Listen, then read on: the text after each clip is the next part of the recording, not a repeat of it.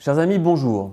Ce dont je vais vous parler aujourd'hui est interdit aux moins de 50 ans. Je m'adresse à celles et ceux qui savent ce que c'est de vieillir, ceux qui sont entrés dans le troisième âge et qui sont prêts à vivre les 30 voire 40 prochaines années en pleine santé. Vous voyez, quand on pense à la vieillesse, on pense à l'arthrose qui ronge le corps et la vie, au manque de sommeil qui épuise, aux chutes qui handicapent, aux AVC qui enlèvent la parole et le geste. Quand on parle de la vieillesse, on évoque souvent la souffrance physique, l'isolement social, la maladie de Parkinson ou d'Alzheimer, les EHPAD et la maltraitance, et j'en passe. Je ne vais pas vous dire tout ça aujourd'hui, c'est beaucoup trop déprimant. Laissez-moi vous dire cependant une chose, bien vieillir est un choix. Il suffit d'avoir à la fois les bons outils et le mode d'emploi. Alors, rassurez-vous, ça n'a rien de compliqué. Par contre, vous avez tout à y gagner. Je n'invente rien. Ce que je vous dis là est affirmé et pratiqué par deux grands spécialistes du vieillissement. J'ai le plaisir de vous présenter l'illustre naturopathe Anne Portier, forte de plus de 40 ans d'expérience, notamment en cancérologie. Anne Portier, bonsoir. Bonsoir. Et Frédéric Réroll. Frédéric, bonsoir. Bonsoir Rodolphe. Ancien gériatre en EHPAD, docteur en homéopathie et en médecine générale. Et Frédéric Réroll, l'un de vos grands faits d'armes, c'est d'avoir réussi à baisser les prescriptions médicamenteuses, les prescriptions, je rajoute, de médicaments chimiques auprès de vos patients en EHPAD. Donc bonjour à vous deux, merci d'avoir accepté cette invitation pour parler du bien vieillir ensemble ce soir à nos spectateurs. Alors première question, j'étais avec un éminent spécialiste en nutrithérapie il y a peu de temps qui affirmait que bien vieillir, c'est 25% de génétique et 75% d'habitude de vie. Est-ce que vous êtes d'accord avec cette assertion ? Sur la précision des chiffres, je ne sais pas, parce que scientifiquement c'est difficile à démontrer, mais globalement, oui, la plus grosse partie, ce qu'il y a de plus important dans le bien vieillir, ça va être le mode de vie, les habitudes de vie, l'alimentation, le moral, plutôt que des prédestinés génétiques, ça c'est sûr. Alors ces conseils, je rappelle que vous les avez vous-même mis en pratique pendant plusieurs années dans l'EHPAD dans lequel vous travaillez. Est-ce que vous pouvez nous parler de cette expérience ? Alors oui, j'ai eu la chance en fin de carrière, parce que je suis gériatre, d'être embauché comme médecin traitant et coordinateur dans un EHPAD de 120 résidents, où j'avais la liberté de travailler comme je le pensais. Et on a utilisé donc ces pratiques, essentiellement l'homéopathie, parce que c'était plus facile à utiliser, mais aussi des techniques de naturopathie. Et on s'est aperçu, surtout sur deux plans, sur les maladies chroniques dont les patients souffrent en vieillissant. Donc ils ont des traitements multiples parce qu'ils ont plusieurs pathologies. Donc on a permis d'alléger ces traitements et d'alléger les soucis chroniques. Et surtout, tous les épisodes aigus qui reviennent pendant l'année, je sais pas, la grippe, la gastro, une chute, des traumatismes, etc. Tout cela, on peut les traiter avec les approches alternatives sans rajouter encore un traitement chimique par-dessus. Parce que savoir que les antalgiques, les tranquillisants, les choses comme ça sont très délétères pour la cognition, pour l'équilibre, etc. Enfin, les personnes âgées, en vieillissant, sont de plus en plus sensibles aux effets secondaires des médicaments. Ouais, surtout que souvent, les personnes âgées ont ce qu'on appelle des ordonnances millefeuilles. Tout à fait, ouais, c'est ce que je voulais dire, c'est que comme on a plusieurs pathologies qui s'accumulent au cours de la vie, que ce soit de la rhumatologie, donc le rhumatologue va donner un traitement, ensuite c'est le cardiologue qui va rajouter un traitement pour l'hypertension ou l'insuffisance cardiaque, ensuite ça va être le gastro-entérologue parce qu'il y a des brûlures d'estomac, ensuite etc. Et le neurologue ou le psychiatre. Donc tout ça fait que toutes ces prescriptions s'accumulent et que très souvent, c'est pour ça que le médecin généraliste a vraiment une importance dans le maintien de la bonne santé. On ne fait pas le nettoyage régulier, le tri des médicaments encore utiles. Et puis en vieillissant, notre système de tolérance aux médicaments diminue parce que le rein est moins efficient, le foie est moins efficient, etc. Donc on devrait baisser les doses à mesure qu'on vieillit.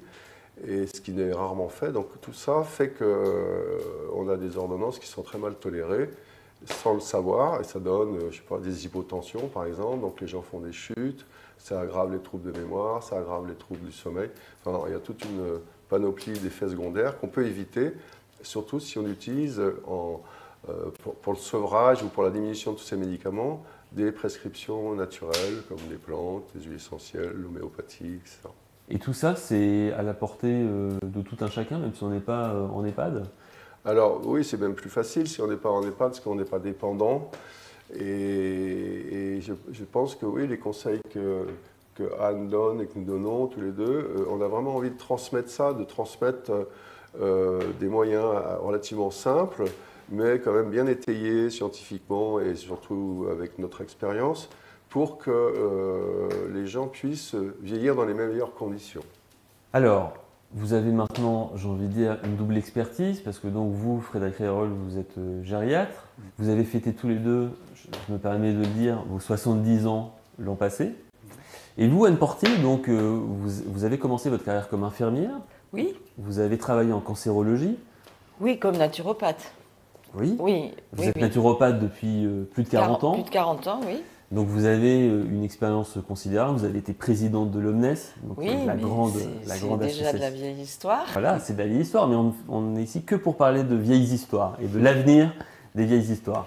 Qu'est-ce qui vous intéresse particulièrement, vous, en tant que naturopathe, justement, chez les personnes âgées? Parce que vous avez une très longue expérience dans Eh bien, en fait, moi, ce qui a été le déclic, bon, je voyais des patients arriver avec des ordonnances millefeuilles, comme tu dis, et ils sont malades de leurs médicaments, donc c'est des effets iatrogènes. Donc, en naturopathie, on travaille l'hygiène de vie, mais quand il y a des effets secondaires, on est obligé de travailler en médecine intégrative en donnant. Mais du coup, on n'en sort pas. On rajoute en plus des compléments alimentaires, ce qui fait que voilà. Et puis un jour, j'ai vu qu'il y avait un livre qui avait été écrit qui s'appelait Guérir de la vieillesse. Alors là j'ai dit non, mais c'est pas possible. La vieillesse n'est pas une maladie. Et c'est pas une fatalité, la vieillesse, ça s'assume. Moi, je suis vieille et je suis contente de l'être. Mais alors, il y a des désagréments, il y a des choses qui arrivent petit à petit ou brusquement, mais il y a toujours moyen de faire quelque chose. C'est pas un plongeon vers la mort.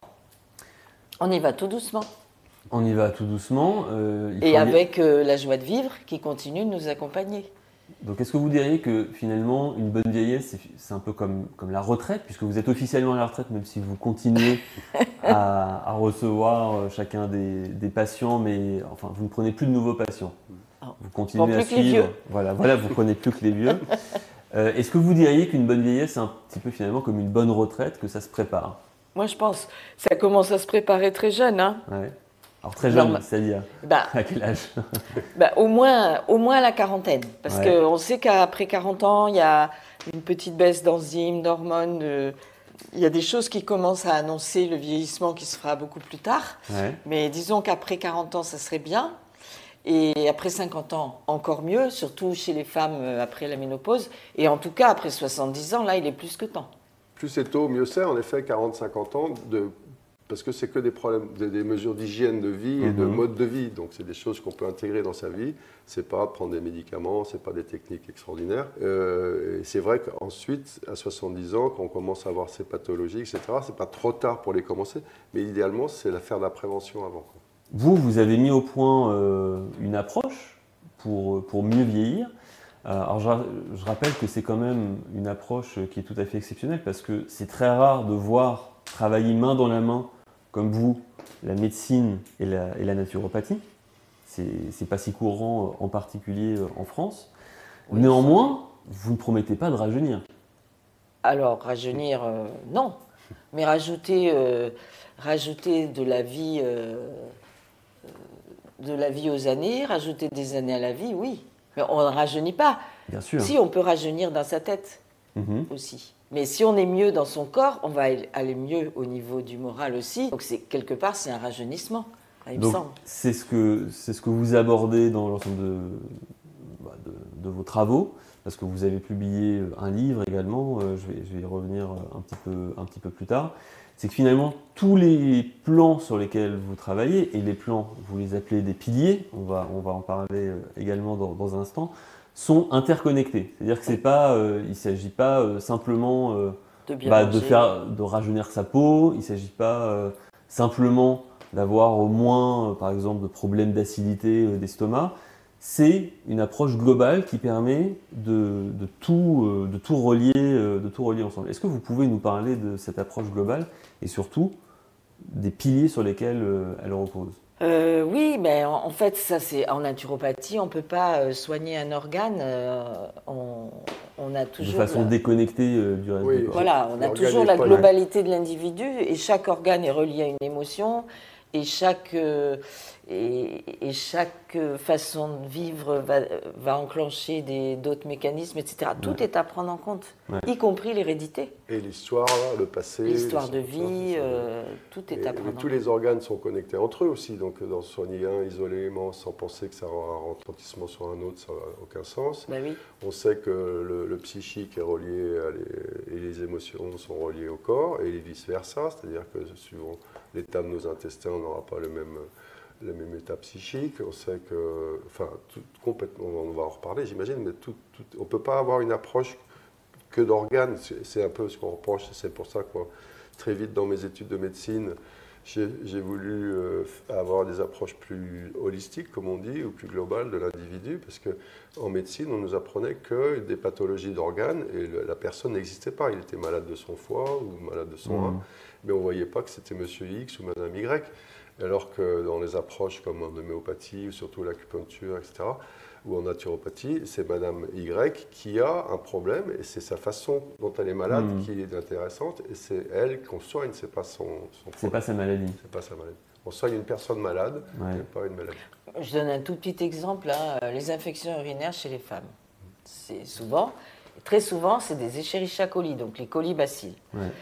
Combien de fois on a vu des ordonnances avec des antibiotiques pour le colibacille de Madame Intel qui fait une infection urinaire?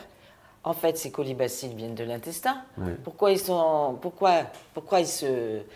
multiplient, ils passent dans la vessie? Parce qu'il y a constipation, il y a stagnation. Pourquoi il y a plein de colibacilles? Parce qu'il y a eu plein de sucre en amont. Pourquoi il y a constipation? Parce que très souvent, il y a la peur de manquer chez cette personne. Pourquoi elle fait des infections urinaires? Parce que souvent, elle est en conflit, qu'elle n'ose pas dire, etc. Il y a un problème de flore après avoir pris des antibiotiques. Ouais. Du coup, ça enclenche des mauvaises bactéries. Et tout ça, ça va...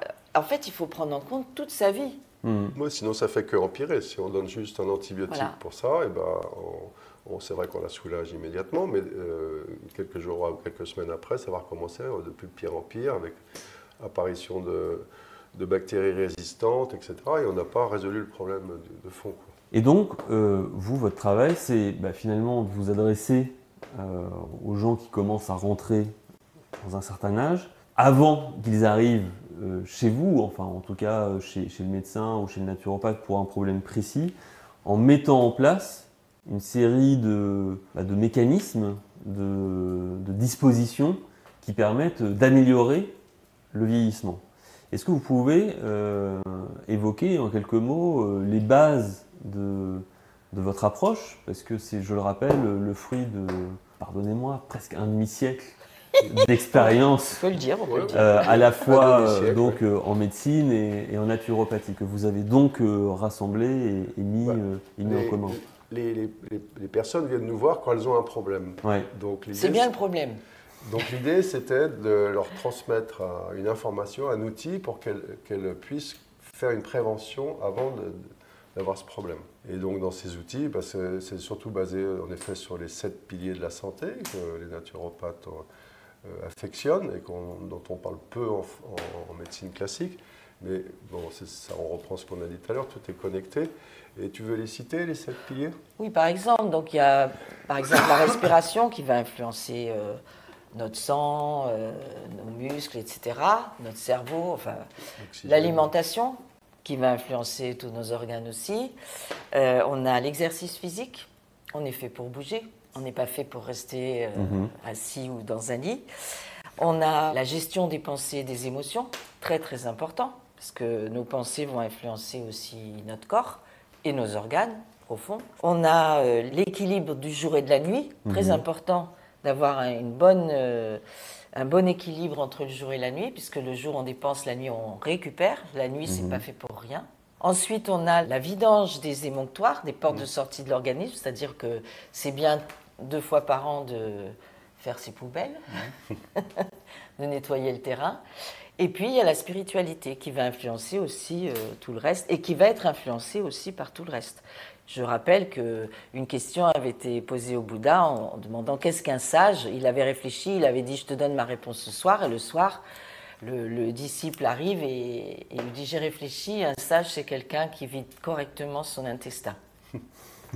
Voilà. Tout est quand même relié. Voilà, donc ça c'est les 7 piliers. Donc ils sont ensuite détaillés et puis surtout on explique pourquoi c'est important. Parce que bien sûr tout le monde sait que c'est important de respirer, mais on explique les mécanismes. Et c'est interconnecté, mais il n'y a pas de hiérarchie. Ouais. Ouais. En naturopathie des origines, j'allais dire, quand ça a démarré, on pensait que l'alimentation allait tout régler. Et la respiration et l'exercice physique. Après, il y a eu la gestion du stress, puis en fait, voilà, maintenant, c'est beaucoup plus complet. Alors, vous nous avez présenté les 7 piliers que là, on aborde, on effleure à peine parce qu'il y a énormément ensuite, pour chacun d'entre eux d'éléments à prendre en compte. Mais ces 7 piliers, le fait d'en prendre conscience, ça n'est même que le point de départ, puisque donc vous, dans votre approche, il y a plusieurs étapes. Donc, au niveau préventif pur, c'est-à-dire tant qu'on est en forme à 40 ans, etc., c'est juste le respect de ces conseils de mode de vie, d'hygiène de vie, pour dire. Mais bon, avec le vieillissement, forcément, il va y avoir quelques pathologies qui peuvent s'installer, que ce soit de l'arthrose, que ce soit des problèmes de tension artérielle, des problèmes d'acidité de l'estomac, enfin X ou Y. Des problèmes chroniques, finalement. Voilà, plus chroniques. Et là, on a toute une série de conseils pour résoudre ou atténuer ces soucis de santé, pour justement qu'ils n'interfèrent pas sur la qualité de vie et même sur la longévité, quoi. Parce que c'est vrai que si vous êtes envahi par des problèmes d'arthrose, de douleur, etc., vous allez moins bouger, vous allez déprimer, parce que la douleur, c'est quand même, ça use, et vous allez moins dormir, etc. Donc ça va retentir sur plein de choses qui va affecter votre qualité de vie et votre longévité. Donc c'est un exemple. Donc on va donner beaucoup de méthodes et de conseils pour traiter et atténuer ces effets du vieillissement. Et sans les effets secondaires. Voilà, c'est une prévention active de pathologies qui sont déjà là ou qui sont presque inexorables pour certains. Vous pouvez nous donner quelques exemples de ces pathologies ? Il y a le diabète de type 2, il y a l'arthrose, il y a les problèmes cardiovasculaires. Il y a l'insuffisance rénale, il y a... Les troubles du sommeil. Les troubles digestifs. Les troubles psychologiques aussi, parce que c'est très important que le sommeil, le moral, etc. soient équilibrés, parce que sinon, les gens ont tendance à prendre des médicaments, des psychotropes ou des tranquillisants, et ça a une influence vraiment délétère sur le processus de vieillissement. Ils vont avoir des troubles cognitifs, baisse de mémoire, etc. Donc, pourtant, tout ça n'est pas inexorable, mais c'est nettement aggravé par les traitements chimiques. Donc. Puis même pour l'arthrose, s'ils prennent beaucoup d'anti-inflammatoires, ça peut bloquer les reins. Ça bloque les reins, et ça donc, donne du coup, on vieillit plus vite. Oui. Donc, alors justement, on vieillit plus vite. Donc, on pourrait dire que le premier palier de votre approche consiste à rajouter des années à la vie. Des années à la vie. Voilà. Le deuxième, c'est de la vie aux années. C'est-à-dire comment justement avec des traitements naturels pour éviter les effets secondaires et puis aussi pour réparer des choses. Parce que toutes nos cellules du corps se renouvellent. On a longtemps dit, mais non, mais ça, c'est pas possible, ça se renouvelle pas. Alors que c'est faux. Tout se renouvelle. Notamment les neurones. Notamment les neurones. On sait qu'il y a un champignon qui agit sur le NGF, le Nervous Growing Factor. Pour moi, j'avais appris que c'était pas possible. Et en fait, oui. Donc c'est des choses qui vont permettre de régénérer les tissus, mais même avec l'arthrose, avec des traitements homéopathiques ou organothérapiques ou phytothérapiques, on arrive à régénérer. Et ostéopathique, et acupuncture, ça libère les articulations. On travaille sur les fascias, il y a plein de choses qui peuvent se faire. C'est pas inéluctable. D'accord. Et troisième palier ? Et le troisième palier, c'est garder ou trouver le sens. Parce que quand on vieillit, au bout d'un moment, on a la vie un peu derrière nous. Et ce qui est devant, on voit que les limites. Et puis, parfois, on perd le sens. D'accord. Pourquoi je suis là ? Où cours vais-je ? Dans quelle étagère ? Et on a ces questions toute la vie. Mais là, on se dit, mais mais qu'est-ce que je fais encore là? Et pourquoi? Et à quoi je sers? Et finalement, mes enfants n'ont plus besoin de moi, mes petits-enfants n'ont plus besoin de moi, mais qu'est-ce que je fais? Voilà. Et ça, c'est très important, la quête du sens et trouver le sens. Alors, ça sera différent pour chacun. Ouais. Mais je pense que si on n'a pas le sens, on ne peut pas continuer à vivre. Alors je reviens un petit peu en arrière parce que on a envie de savoir un petit peu plus comment ça se passe, le programme que vous avez mis au point. Parlons par exemple de la perte osseuse et de la perte musculaire. Comment vous abordez ça? La perte osseuse, en deux mots, bon, en vieillissant, c'est vrai que l'os perd un peu de sa densité. C'est un tissu vivant, l'os. Ouais. Donc ça, c'est très important. Donc ça va s'entretenir. Et bon, je ne sais pas si je rappelle les mécanismes, mais bon, il y a deux types de cellules dans l'os, les ostéoblastes, les ostéoclastes. Il y en a qui détruisent, l'autre qui construit. Et c'est un équilibre permanent avec ça. Donc, pour éviter une déminéralisation, on sait par exemple que si on a un milieu acide, c'est-à-dire que si, en fonction de l'alimentation qu'on prend, le pH de notre sang va être un peu trop acide, et donc l'organisme doit le ramener au pH neutre, et du coup, l'os sert de tampon. Et du coup, il y a une décalcification, parce que c'est les ions calcium, phosphate de calcium, qui vont repasser dans le sang, donc il y a une décalcification, simplement parce qu'il y a un déséquilibre alimentaire et digestif. Il y a aussi, si vous êtes sédentaire, c'est-à-dire que si vous ne bougez pas beaucoup, eh ben, les os ont besoin pour entretenir ce remodelage et cette construction et cette minéralisation, ils ont besoin d'être entrechoqués. C'est pour ça qu'on parle beaucoup de la marche comme activité physique, parce qu'à chaque pas, il y a ce choc dans le squelette qui fait que ça entretient l'ossification et la minéralisation. Qu'est-ce qu'il y a d'autre? Il y a des problèmes aussi hormonaux qui vont influencer la densité osseuse, donc on va surveiller par exemple la thyroïde, avec le taux d'iode dans les urines. Enfin, il y a beaucoup de paramètres, hein, comme vous voyez, c'est pas que donner du calcium, même on explique souvent que c'est pas la bonne raison, il faut plutôt donner des protéines que du calcium. C'est pas qu'une approche en disant prenez du calcium ou tel médicament et puis tout va aller bien. Bon, c'est sûr qu'il faudra prendre de la vitamine D ou se mettre au soleil, c'est mieux. Mais il y a aussi toutes les autres approches nutritionnelles, activité physique, hormonale, veille sommeil aussi, hein, parce que les hormones de croissance sont sécrétées la nuit, etc. Donc, c'est une illustration pour vous montrer qu'on va aborder tous les facteurs qui influencent la densité osseuse.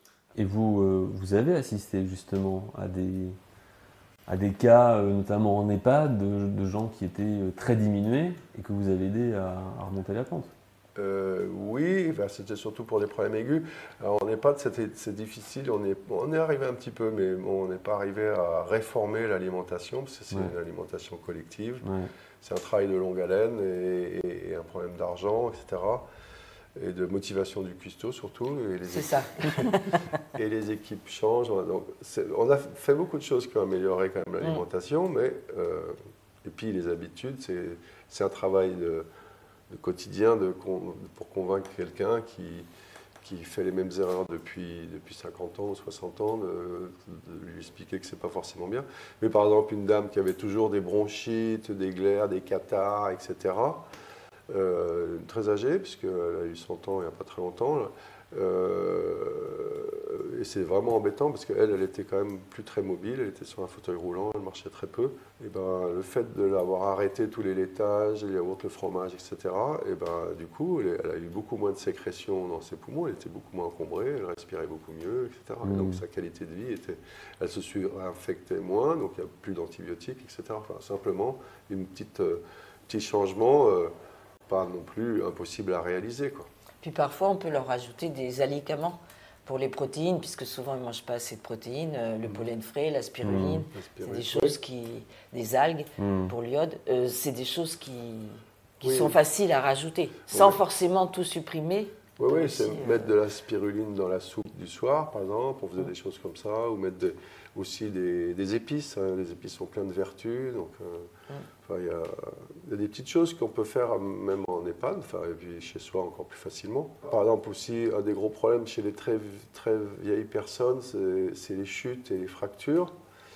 Et bon, alors déjà en diminuant les neuroleptiques, les tranquillisants, on avait beaucoup moins de chutes. Mais surtout, quand les gens se cassent un os, on a un remède en homéopathique qui a une action très rapide sur et la douleur et qui favorise la réparation de l'os. Donc les gens étaient immobilisés beaucoup moins longtemps, ils souffraient moins, donc il n'y avait pas moins d'antalgiques et ils reprenaient l'activité physique beaucoup plus rapidement. Et ça, c'est un effet extraordinaire parce qu'une personne très âgée, si vous la laissez dans un lit pendant quelques jours, elle va avoir des escarres, elle va avoir des problèmes pulmonaires, elle va avoir, ça peut vite être dramatique, l'immobilisation. Et ce remède homéopathique, oui. moi je le donne en pommade Voilà, pour les fractures. C'est issu d'une plante, la grande consoude, et ça s'appelle symphytum en latin. Et c'est la plante qui soude. Ouais. Donc la racine, c'est spécial fracture et la feuille, c'est spécial peau et muqueuse. Donc vous voyez, chers amis, si vous avez la chance de ne pas être encore en EHPAD et que vous êtes encore maître dans votre cuisine, vous pouvez d'autant plus facilement appliquer les conseils de Frédéric Réroll et Yann Portier. Alors, qu'est-ce qu'on peut attendre très concrètement des conseils que vous vous donnez en termes de changement dans le quotidien? Est-ce que vous pouvez nous donner des exemples comme ça de méthodes que vous préconisez, d'exercices que vous conseillez et qui ont, au bout de X temps, un effet sur la santé de la personne qui le pratique? Par exemple, pour l'hypertension artérielle, il y a beaucoup de gens qui hésitent à prendre des médicaments et qui aimeraient que leur tension baisse. Alors bien sûr, il y a des plantes qui marchent très bien, mais il y a un exercice qui s'appelle la cohérence cardiaque, qui est de plus en plus connu et qui marche très bien aussi, mais il faut quand même faire 3 fois par jour et 5 minutes à chaque fois. Et c'est au bout de 10 jours qu'on va savoir si ça marche ou pas. Donc il ne faut pas se décourager, mais voilà, ça peut être facile. Il y a même des gens qui prenaient des médicaments pour l'hypertension, qui ont fait cette technique, qui ont arrêté leurs médicaments. Par exemple, je donne un exemple comme ça. Pour la digestion, c'est vrai qu'il y a beaucoup de problèmes digestifs, puisqu'il y a moins de tout au niveau de la digestion. Et il y a des remèdes qui font tout en un et qui permettent de mieux digérer, de mieux assimiler, d'avoir une meilleure flore, de plus avoir sommeil après le repas. Résumons-nous, donc vous, dans votre approche qui compte, parce que vous avez fait un programme vidéo, dont je vais reparler dans un instant, qui compte une trentaine de vidéos. Donc d'abord, vous abordez en détail chacun de ces 7 piliers de la santé. Pour rajouter des années. Voilà. Et puis ça, c'est vraiment la base pour entretenir une bonne santé. Ce qui est vrai pour tout le monde. Ensuite, vous ciblez justement chacune de ces grandes familles de pathologies. Toujours dans une logique de prévention. C'est pour éviter d'arriver justement à cette prescription millefeuille. Ensuite, vous ciblez la qualité de vie. Oui, c'est-à-dire pour que malgré les maladies chroniques qui peuvent survenir, qu'il y ait quand même que la vie soit plus facile, qu'il y ait moins de douleurs, qu'il y ait moins de handicap. Et donc, quelle est la pierre angulaire de cette troisième partie? Eh bien, dans cette recherche du sens, c'est la joie de vivre finalement. Qu'est-ce qui alimente cette joie de vivre? Est-ce qu'on l'a, est-ce qu'on ne l'a pas? Comment la susciter? Je ne sais pas comment tu le vois. Oui, comment la retrouver parce que donc comment la cultiver aussi. Il y a des problèmes physiques ou physiologiques qui peuvent empêcher ça. Et puis il y a tout ce qui nous arrive. Tout ce qui nous arrive, les épreuves qu'on traverse. Donc il y a beaucoup de conseils pour comment traverser ces épreuves et en ressortir plutôt grandi que diminué. C'est aussi enrichir sa vie intérieure, le lien social, avoir des projets. Donc il y a des techniques qui aident à ça, parce que, par exemple, il y a une technique de méditation dont on n'a pas parlé qui s'appelle la méditation de la bienveillance. C'est une technique très simple que tout le monde peut faire. Mais dont vous parlez dans le programme. Oui, on en parle. On n'a pas parlé ici, là. Et justement, pour moi, c'est vraiment un conseil très important et que tout le monde devrait essayer et pratiquer. Et ça prend quelques minutes.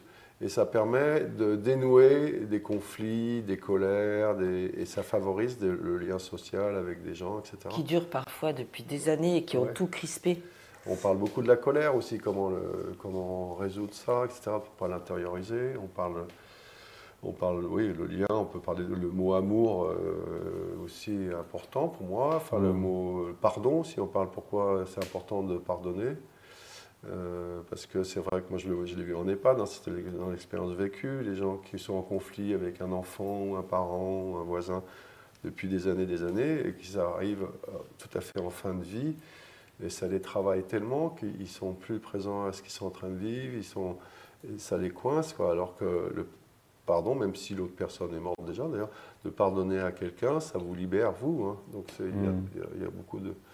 On ose aborder tous ces sujets qui sont vraiment un peu tabou.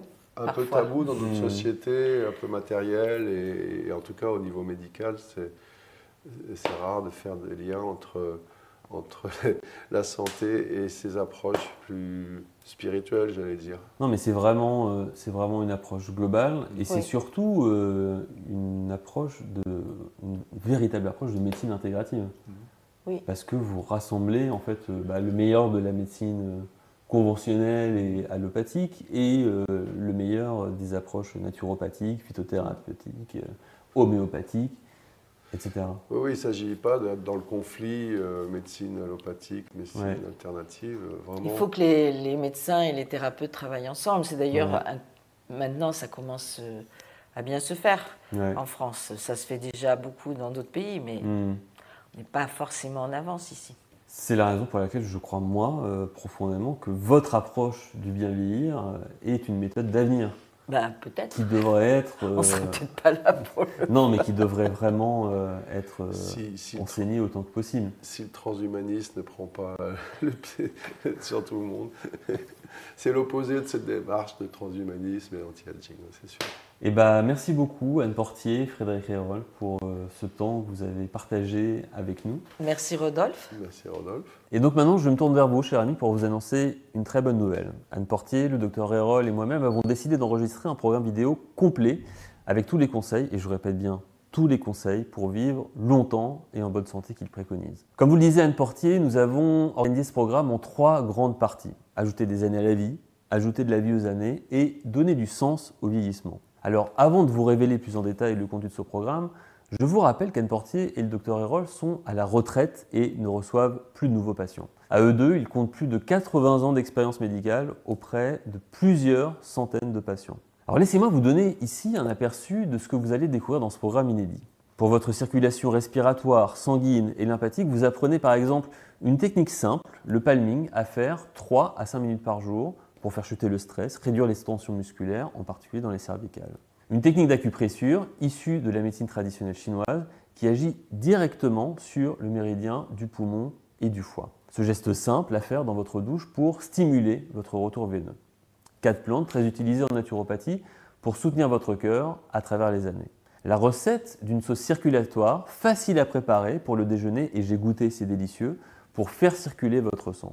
Pour une alimentation qui est gage de longévité, Anne et le Dr Rérol vous révèlent le meilleur moment pour consommer et digérer les lipides, dont le jeûne des œufs, dans la journée sans prendre de poids. Pourquoi les produits laitiers causent des douleurs articulaires chroniques et comment les éviter. Pourquoi consommer des glucides, des patates douces, des galettes de sarrasin ou de la polenta le soir serait bon pour votre santé. Ce nettoyage à faire 2 fois par an pour vider les poubelles de votre corps. Les plantes drainantes qui vous permettent d'assainir votre corps. Si vous buvez du café ou du thé, la plante à prendre pour purifier votre corps des tanins. Un massage à faire tous les soirs pour mettre de l'ordre dans vos intestins si vous êtes constipé. Les 3 signes que votre peau vous envoie quand votre corps n'arrive pas à évacuer les toxines. Ce lien insoupçonné entre les rhumes et les problèmes intestinaux. Comment prendre soin de votre flore intestinale pour prévenir les maladies neurodégénératives. Mais ce n'est pas tout. Pour apaiser vos émotions durablement, vous découvrez également une technique de visualisation pour continuer à entretenir vos muscles même quand vous êtes immobilisé par une maladie ou une chute. Comment mettre fin aux croyances limitantes qui vous empêchent d'aborder les années à venir sereinement. Une méditation simple pour mettre fin aux émotions négatives, la colère et le ressentiment, en 3 minutes. Les pouvoirs de la kinésiologie pour maîtriser les émotions qui vous empêchent de vivre. Comment sortir d'un syndrome post-traumatique en déprogrammant les souvenirs qui reviennent en boucle. Une technique simple à utiliser tous les jours pour vivre ici et maintenant du mieux possible.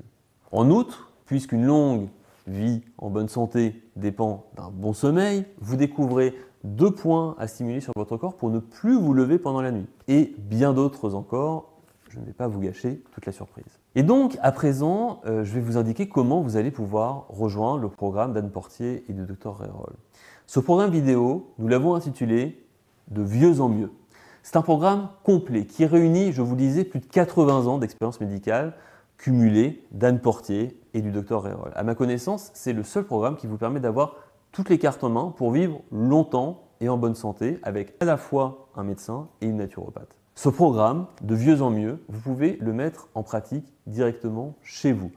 Que vous ayez 50, 60, 70 ou 80 ans, que vous soyez malade ou en excellente santé.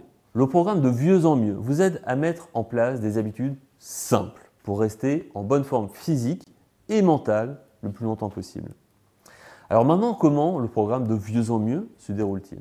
Avec votre abonnement, vous allez recevoir pendant 4 mois 2 vidéos par semaine, soit au total 36 vidéos. Votre programme de vieux en mieux est classé en 3 étapes. La première étape vous permet d'ajouter des années à la vie grâce aux 7 grands piliers de votre santé avec Anne Portier et le Dr Rérol. C'est une étape très importante qui vous permet de faire un état des lieux de votre santé dans un contexte global, celui de votre vie. Dans la deuxième partie de votre programme, Anne Portier et le Dr Rérol vous montrent comment ajouter de la vie aux années. Avec eux, vous allez apprendre comment vous pouvez agir dès maintenant sur votre santé à partir de ces 7 piliers. Enfin, dans la troisième partie, il est question de donner du sens à votre quotidien. Le Dr Rérol et Anne Portier ont accepté de vous donner des conseils pratiques pour améliorer la qualité de votre vie jour après jour. Vous voyez, chers amis, un beau programme vous attend. Je me réjouis par avance pour vous parce que, je vous le disais, le Dr Rérol et Anne Portier sont à la retraite et ne reçoivent plus de nouveaux patients. Ce que vous apprenez dans ce programme vidéo n'est diffusé nulle part ailleurs. Il s'agit d'une exclusivité dans le domaine de la santé. Vous aussi, vous pouvez bénéficier de leurs conseils d'experts qu'ils ne donnaient jusqu'à présent que derrière les portes de leur cabinet. Ce programme, vous pouvez le regarder autant de fois que vous le souhaitez. Après votre inscription, je vous donne accès à un site sécurisé sur lequel se trouve votre espace personnalisé. Vous y trouvez vos vidéos facilement et votre programme, de vieux en mieux, sera valable à vie. Mais ce n'est pas tout. Vous recevrez également 3 cadeaux d'une grande valeur dont je vais vous parler dans un instant. Mais avant de vous dévoiler ces cadeaux, j'aimerais vous donner le prix de l'abonnement à ce programme car vous vous posez naturellement la question et vous avez raison. Je vous le disais, le Dr Rérol est à la retraite. Il ne donne plus de consultation. Anne Portier et lui ont préparé ce programme ensemble, mais ne consultent pas ensemble. Ainsi, leur expertise conjointe n'existe nulle part ailleurs. Le programme de vieux en mieux représente pour vous pas moins de 30 rendez-vous avec un docteur et une naturopathe, soit 60 consultations.